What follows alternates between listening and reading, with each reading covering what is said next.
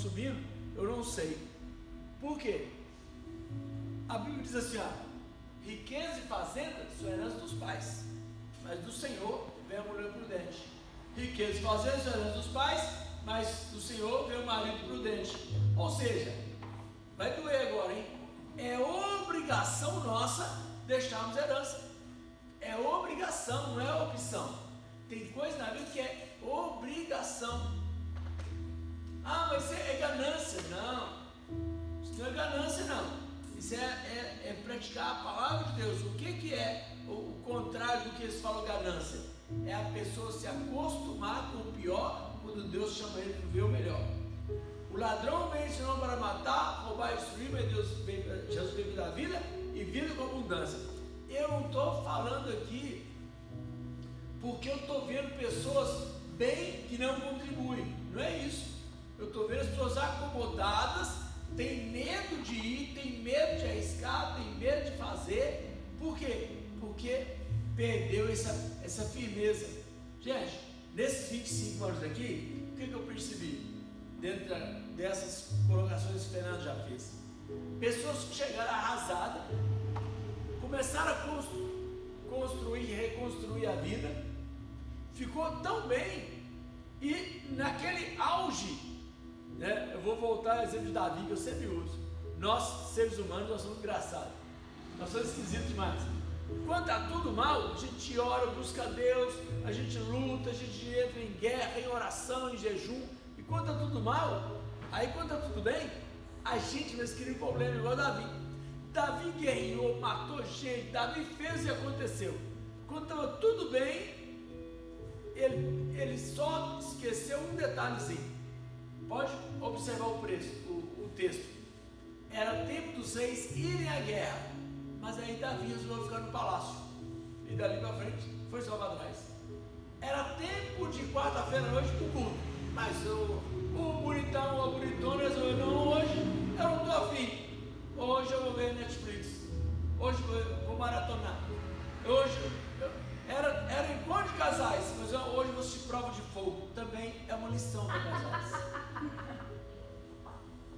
Semana da família, eu vou viajar com a minha família. Não é semana da família? Olha a ideia da pessoa. O ano tem 52 semanas. Aí a gente separa uma semana para a família. A pessoa quer viajar naquela semana, porque é a semana da família. As outras 51 semanas não servem. Mas é por quê? Porque a pessoa tem uma soberba ali no inconsciente dela, que ela não consegue aceitar que alguém fale para ela uma coisa boa, que dê a ela uma direção, como se a gente fosse os donos da verdade. Nenhum de nós aqui é maior do que todos nós. Essa é uma frase que eu uso há muitos anos. Por quê?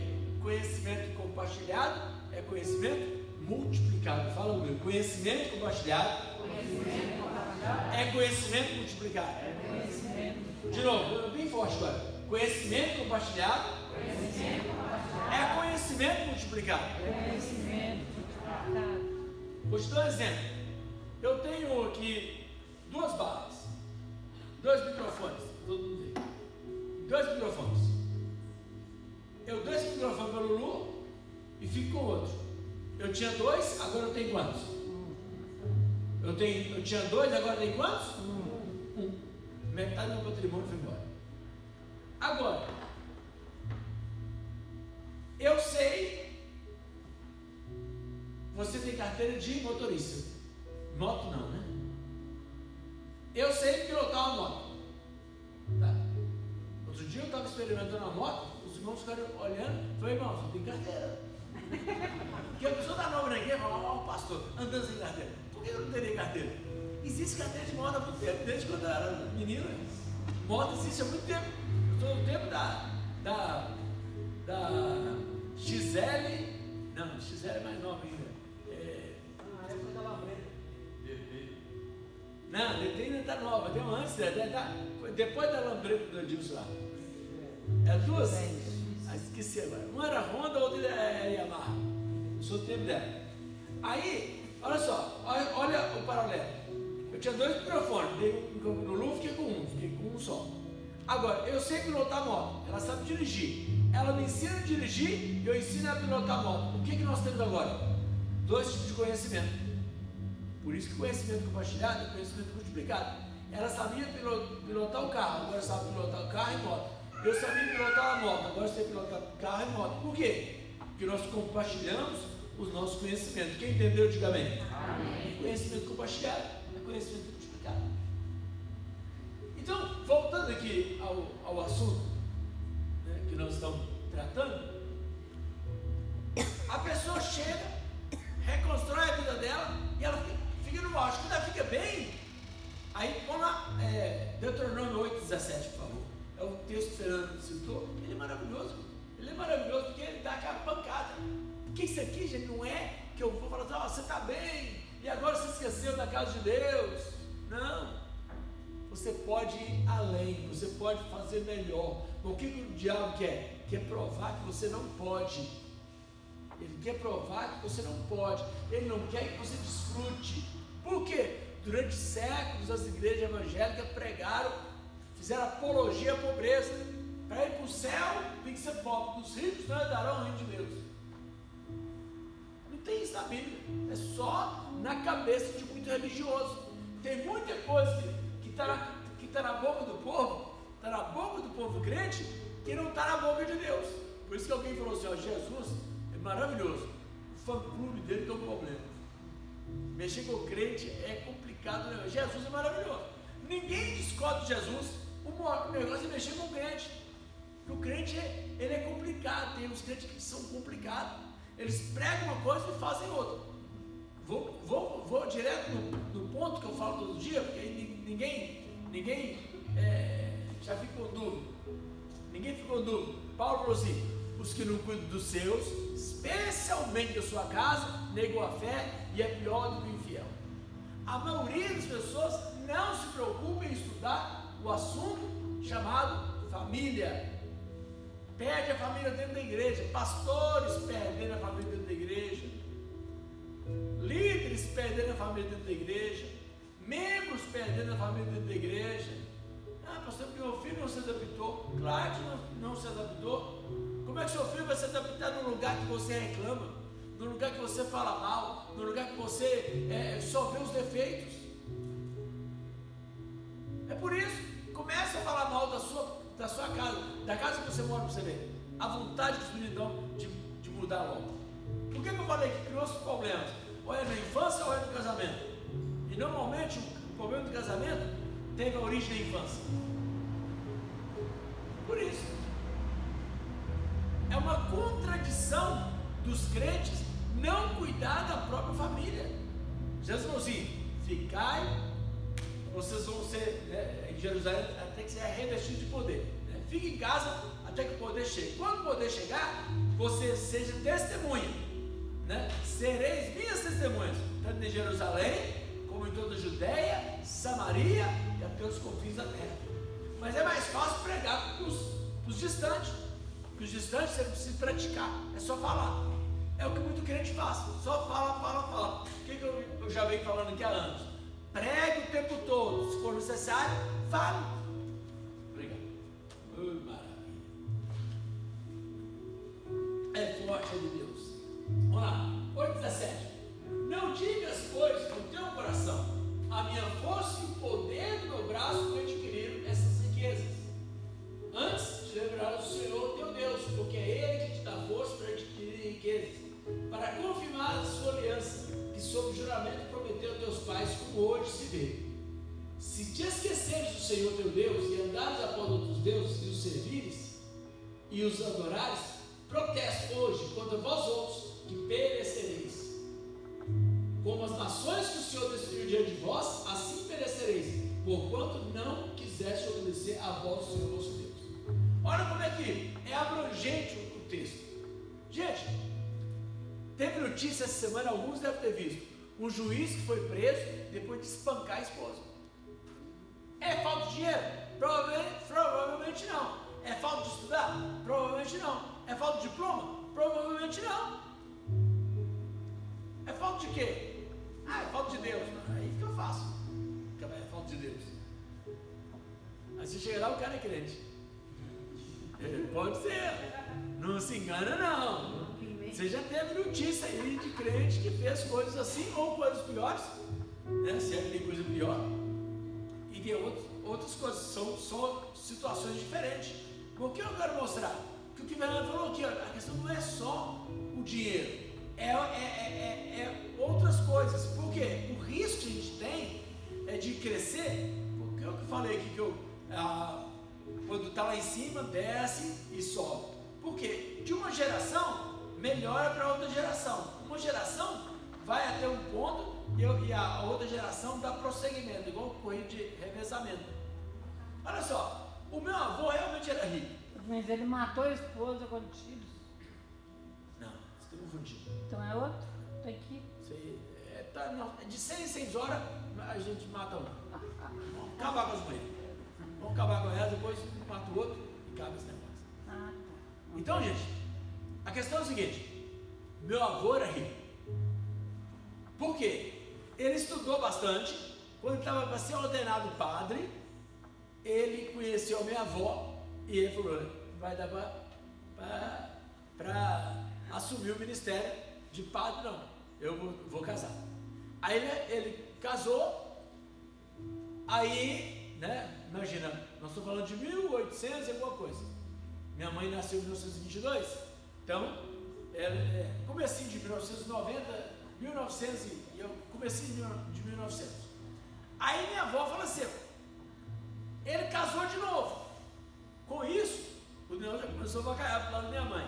Minha mãe, com 8, 9 anos, foi morar com a irmã mais velha que já havia casado. Naquela época, as mocinhas de 14, 15 anos já podiam cuidar de casa, cuidar de menino e apanhar do marido. Então eu estava liberado para o casamento. Até hoje acontece isso ainda. Por quê? Porque infelizmente as pessoas, né, elas vão sendo construídas assim e vai passando de geração em geração. A maldição, Deus e o pecado dos pais, nossos filhos até a terceira e quarta geração. Aí minha mãe foi morar com a irmã dela mais velha. E aí teve os irmãos mais novos que nasceram lá e minha mãe já não estava em casa mais. Mas quando foi casar, né? Estou deduzindo assim, quando foi casar, ela saiu da casa da minha tia, voltou para a fazenda do meu avô, e como o Fernando falou aqui, ó, professor foi na casa dela e ela estudou 6 meses só. 6 meses de aula particular em 1930 aproximadamente. Deve ser mais ou menos isso aí. E ela aprendeu muito mais que meu pai, que foi 3 anos na escola. Mas por que ele aprendeu pouco? Gente, ralava igual um doido na roça. Quem nasceu na roça sabe disso. A gente começa a trabalhar desde quando a gente se entende por gente. Quando você entende, você consegue andar sozinho, você consegue, sei lá, dormir numa cama sozinho, né? Sozinho é difícil. Naquele tempo, dormir numa cama sozinho. É difícil para 2, 3. Né? E aí você começa a trabalhar também. Meu pai trabalhava e estudava. E ele ia a cavalo, ainda tinha condição de ir de cavalo. Mesmo assim, super cansado. Chegar na escola e vai estudar. Ele vai o quê? Descansar, gente. A hora que tinha de refrigério era a hora da escola. Aí eu dormia. Por isso que ele aprendeu pouco. Então, a minha mãe estudou, foi assim, 6 meses só e aprendeu muito mais. Aí, passou o tempo, ela foi casar. Desceu tudo, ela falava 2 escadarias para casar. Imagina naquela época, porque agora é simples. Garanto todo mundo aqui, ó, todo mundo aqui que já foi membro da igreja católica, que o padre ia na sua casa direto, que o juiz dos cartórios aqui frequenta sua casa, faz churrasquinho, te chama, você vai na casa dele. Garanto que todo mundo aqui tem essa facilidade. Só que não, né? Pastor que sobra na casa dos outros, né? Pastor nem é convidado mais, porque está tão fácil que ninguém, né? Ninguém não, muitas pessoas desprezam. Mas é o juiz da época, junto com o padre, foram lá na fazenda do meu avô fazer o casamento lá na fazenda. Imagine a influência do meu avô e o dinheiro que meu avô tinha. E aí, meus pais se casaram. Só de começo dá para saber por que eu já nasci pobre, né? 16 meninos. Haja riqueza, gente. Não precisa nem devorador, tem os meninos para devorar. Né? Então, Aí a herança vai dividindo, a família de herança mais ou menos assim. O avô dela tinha um terreno. Quando o avô morreu, o pai dela saiu comprando os pedaços de terra assim. Quando meu avô morreu, ele dividiu. Não, Depois minha avó morreu, ele dividiu de Quando novo. a avó morreu, o pai dela comprou as terras de volta para ter um espaço. Então, isso são coisas que vão acontecendo. Então, eu com 7 anos, gente, 5 quilômetros é muita coisa. Daqui lá em casa, dá 4 quilômetros. Se você for, né, pelo caminho que vem aqui, se você for em linha reta, mas você não é passarinho, você não é helicóptero. Você tem que ir, né, pelas ruas. 4 quilômetros. É daqui lá em casa. Agora imagina um menino de 7 anos, lombriguento, descalço, e o frio. O frio, gente, matava, gente. Neblina. Ó, daqui na parede, assim, ó. Daqui, você chegava daqui na parede. Pra lá você não sabia. Daí a pouco, o que surgia lá correndo? Uma vaca. Que tinha acabado de criar. Ó, você corria. Aí a gente, parece desenho, parece bobeiro, desenho animado, né? Eu tinha 7 anos, lembra da minha idade. Saí correndo na frente da vaca. O meu irmão, o que ele fez? Ele só pulou um lugarzinho assim, ó, e se protegeu. A vaca correu atrás de quem? De mim. E eu corri para frente. Ele correu para o lado. Ele não me falou, corre para o lado. Ele 5 anos mais velho que eu tinha 7, eu tinha 12. 12 anos na roça, o menino já sabe bastante coisa. E eu não, primeiro ano que eu estava indo na escola. Graças a Deus, foi o único ano também. E aí, nós mudamos Belo Horizonte e as coisas foram melhorando. Então, tudo isso melhorou. Quando eu brinco aqui, né? Os meus irmãos sofreram demais na roça. Eu não sofri nada. Mas eu tenho a minha teoria, né? E a psicanálise agora está aí para me defender. Durante anos eu defendo isso. Que o momento da gravidez da minha mãe, quando me esperava, foi um momento de muito estresse. Então eu não gosto do lugar. Eu não gosto daquela roça nem de uma outra, mas naquela eu gosto menos. Já tem mais de 10 anos que eu não vou lá. Então, por quê? Porque era um momento de muito sofrimento da minha mãe. E aquilo passa para a criança. Eu vivo falando isso. Eu conheço quando as mães gostam de mim aqui na igreja, quando o menino nasce, gosta de mim, eu sei que a mãe gosta. Quando o menino não gosta de mim, eu sei que é a mãe que não gosta. Às vezes é o pai e a mãe também, não é só a mãe não. Né? Às vezes é a família inteira. E conheço também, os meninos vão crescendo e eu percebo a família que me ama e a família que me odeia. Quando eu vou na casa, é um tratamento diferente das crianças. As crianças não conseguem fingir, os adultos conseguem. Os adultos conseguem enganar, fingir conseguem, mas enganam um pouquinho. Criança não. Então as coisas foram melhorando. Então, Fernanda teve uma vida melhor que a minha, né? A minha de Deus, Israel tem uma vida melhor que a Fernanda, melhor que a nossa, o João, e assim vai. Agora, já aconteceu na minha família mesmo, que alguns meus irmãos foram e alguns sobrinhos voltaram, fizeram o caminho inverso. Olha que coisa, que é pior ainda. É você, quando você nasce em condição ruim, fica ruim, beleza, você já nasceu daquele jeito, agora você nasce, você fica bem, depois você tem um revés muito grande, não estou falando só, estou falando questão de dinheiro não, né? Nesse caso não é nem de dinheiro, é questão de divórcio, é questão de família partida, né?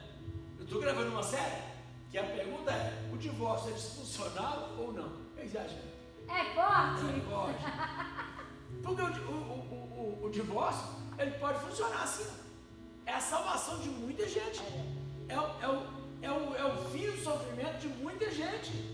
Infelizmente. Tem muitas mulheres, se tivesse divorciado antes, não estaria morta uma hora dessa. Tem muita mulher que se tivesse divorciado, o filho não estaria sem a mãe agora. A onda de feminicídio está grande demais. E todos nós temos que nos comprometer e nos responsabilizar por isso. Porque o filho que mata a mulher agora no meio adulto, um dia foi criança. Qual o ambiente que ele cresceu? Ele cresceu no ambiente vendo a mãe ser espancada, vendo as irmãs sendo espancadas, vendo muita coisa acontecer, muita violência. E aí ele cresceu e reproduziu aquele comportamento. Ele não tirou aquilo do nada, não. Não é de uma hora para outra o cara assim, eu vou matar uma mulher. Não é isso não. Ele foi construindo aquela situação. Então, o texto diz assim, quando você está bem, lembra do Senhor teu Deus que Ele te dá força para adquirir riqueza. Que você pensa que é só com a força do seu braço. Por quê? Porque não é a força do braço.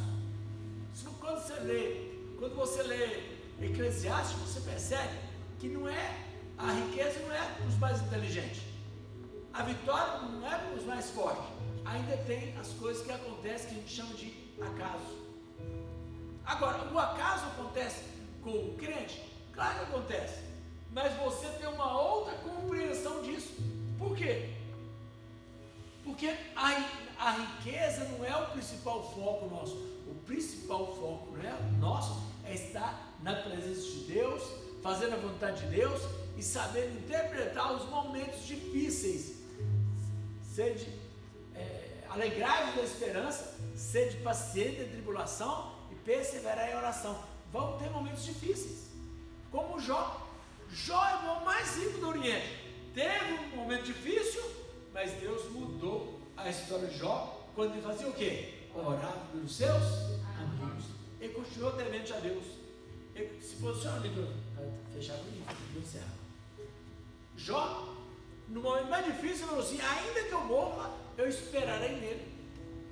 Eu sei que o meu Redentor vive. E permaneceu, mesmo reconhecendo que ele conhecia de ouvir falar e agora ele tinha uma experiência nova. Quer dizer, aquele sofrimento, aquela fase difícil serviu para Jó ter uma experiência a mais com Deus que ele não teria se ele não tivesse tido aqueles problemas que ele teve. Então a gente precisa aprender assim a viver com Deus. A prosperidade não é só dinheiro, é dinheiro também.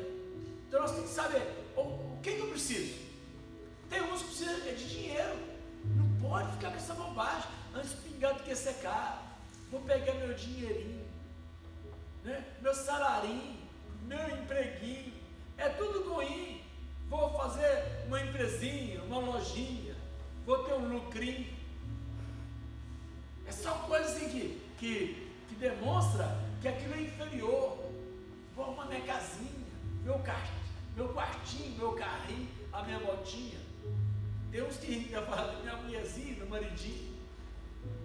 Não é questão de estatura, não estou falando das pessoas pequenas, não. Não estou falando disso, não. Estou falando de colocar para baixo, inferior. Tanto é, o mau costume é tanto, você fala assim: você está bem? Estou nada, você precisa ver como é que eu estou. Ruim. A pessoa tem medo de contar. Ela se sente culpada de contar. Ela entra no carro dela que ela comprou, trabalhou, se esforçou, e aí o diabo fala com ela: mas tem gente passando fome, tem gente a pé. E aí ela não desfruta o que ela pode desfrutar. Tudo isso é um sofrimento que traz. Que o diabo está sempre, sede sóbrio, vigilante, que o diabo, vosso adversário, anda em derredor, bramando como um leão, buscando que possa tragar. Então, são muitos detalhes, o tema é muito abrangente, não dá para esgotar num dia só. A gente tem que debater o assunto, aprender o assunto, falar disso, para libertar as pessoas desse sofrimento, para que a gente possa ter uma vida melhor, em nome de Jesus. Ter uma vida abundante em todas as áreas. Amém, irmãos? Amém. Fique de pé e vamos orar. Pode ir.